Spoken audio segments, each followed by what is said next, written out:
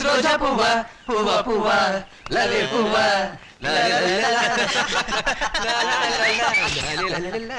Hi పాపాయ్, అదిగో రూపాయి. ఎక్కడ? కిందకి చూడు. ఆ రూపాయి నీది కదా పాప? నాది కాదు. నీది కదా? అయితే మాదే, తీసు. ఏం తీసుకోలేరా? ఇవ్వు పాపాయ్, ఇవ్వకపోతే నిన్ను వంచి తీస్తాం. వద్దొద్దు, నేనే తీసిస్తాను. కూర్చుని కాదు లే. ఒంగుంతే. ఒంగు, పొయ్యారంగా ఒంగు.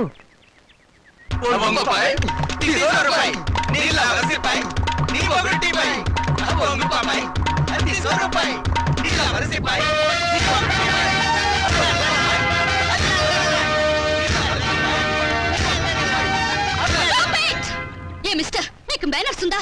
ఆడపిల్లనే మర్యాద కూడా లేకుండా ఆ అమ్మాయిని ఏడిపించడానికి మీకు సిగ్గులేదు? ఏంటి పాపాయ్, మంచి రెజిమూడ్ లో ఉన్నావు. సాటి లేడీ మీద సింపతి ఉంటే ఆ రూపాయి నువ్వే తీ. తీస్తావా తీయించమంటావా?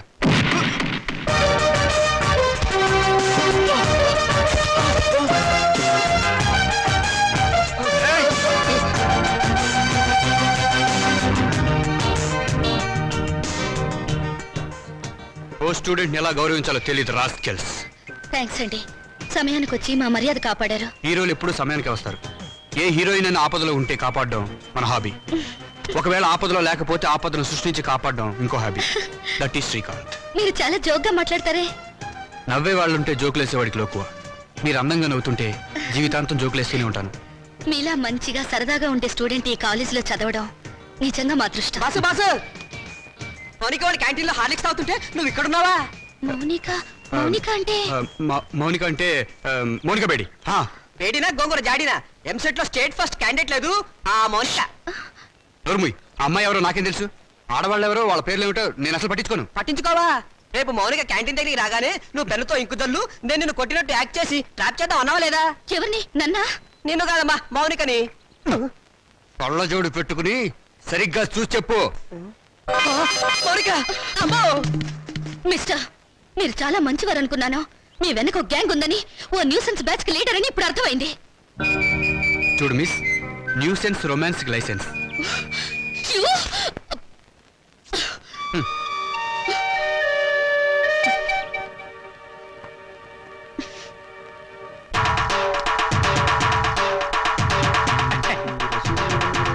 దండాలు బాబు. వీరబాబుడు, ఏమిటి శ్మశానాన్ని ఒంటరిగా వదిలేసి ఎలా వచ్చావు? ప్రథమ శవాల గంపు నువ్వును. ఈ లోపుగా ఏ రాజకీయ నాయకుడు ఆ శ్మశానాన్ని ఆక్రమించుకుని ఏ 5 స్టార్ హోటల్ కట్టేస్తే రేపొద్దున నా శవాన్ని మా రావుడి శవాన్ని ఎక్కడ పూడ్చాలరా? పోదురు బాబు బడాయి, నా మేడుంటే ఆడి శ్మశానమే. అంటే ఇప్పుడు ఇది శ్మశానం, మేమంతా శవాలమునా? అయ్యి బాబాయ్, అసలు నీకు ఇక్కడ ఏం పనిరా? ఏట్లేదు బాబు, మొన్న మొగసేవని పూడ్చిపెట్టినాం, దాన్ని బయటికి పీకాలి. ఎవరు? నేనా? అబ్బా మీరు కాదండి, ఆ పర్మిషన్ ఏదో మీరు ఇప్పిస్తే నానే పీకేస్తాను. అసలైనా శవంతో నీకేంటిరా పని? ఏదైనా పర్సనల్ గా మాట్లాడాలా? ఎలా కోలాలో అడగండి బాబు. ఆ శవాన్ని గురించి పోలీసులకి ఏదో అనుమానం వచ్చిందంట. అది మర్డర్ కేసో మామూలు సావో తెలుసుకోవాలి. ఎవరు? నువ్వా పోలీసులా? పోలీసులండి. మరి నీకెందుకురా టెన్షన్? వీరబాహు బాబు, ఇంకాసేపు నువ్వు ఇక్కడే ఉన్నావంటే నీ శవాన్ని మేమతో శ్మశానాన్ని మోసుకెళ్ళాలి. వెళ్ళి కమిషనర్ కలుసుకోరా. అట్టాగే బాబు, సమయానికి మంచి సలహా ఇచ్చి ఈయన బారి నుండి నన్ను సాగకుండా కాపాడారు. కొత్త బాబు. ఏడ్చావు. ప్రథమ కాటి కాపరి కామెడీ నువ్వును. ఒరే రావుడు, మనిద్దరం 3ంటికల్లా బయటికి వెళ్ళాలి. కమిషనర్ దగ్గర పర్మిషన్ తీసుకో. ఎందుకురా? నాకంటూ పెద్ద దిక్కు ఉండి ఏడ్చింది నువ్వే కాబట్టి. సరిగ్గా చెప్పాడు బాయ్. అది కాదురా, సాయంత్రం 4ంటికి మా అమ్మాయిని చూసిపోవడానికి మగ పెళ్లి వాళ్ళు వస్తున్నారు. అందుకు. Is it? వెరీ గుడ్, తప్పకుండా వస్తాను. పని కానీ. వీడు రామచంద్రరావు అని నాకు మంచి ఫ్రెండ్. నేను రావుడు అంటాను. అమ్మడు మౌనిక, అమ్మాయిని తీసుకురామ్మా. రావుడు, రావుకాలం అయిపోయి వెళ్ళిపోయి అరగంట అయిందిరా. అడుగు కూర్చోబెట్టు. తీసుకో తీసుకో. చూడండి, మా అమ్మాయి అందంగా లేదని ఏ వెధవా అనడు. తమరేమంటారో నాకు తెలియదు.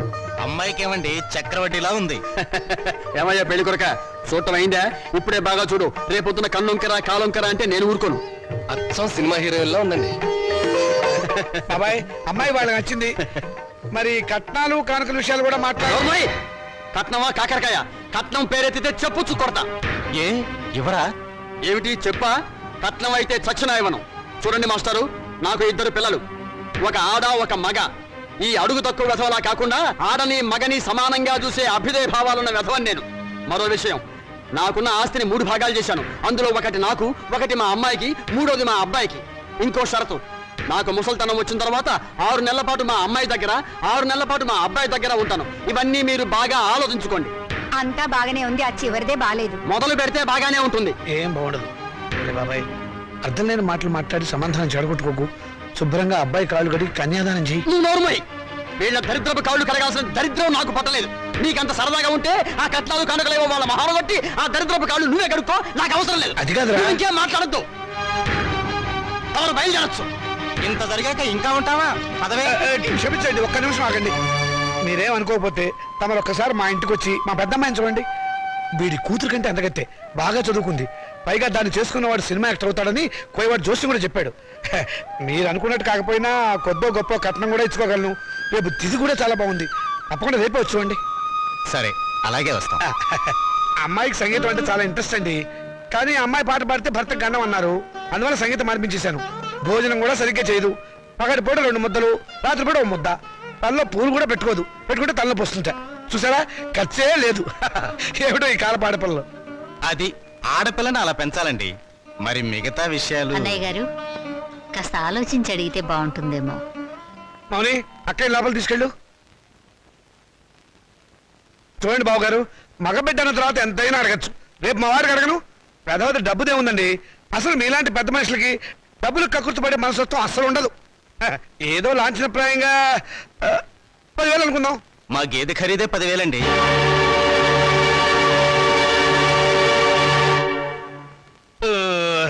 సరిగా చెప్పారు. ఇంకొక 5,000. మొన్న మా వంటోడికి ఇచ్చారు.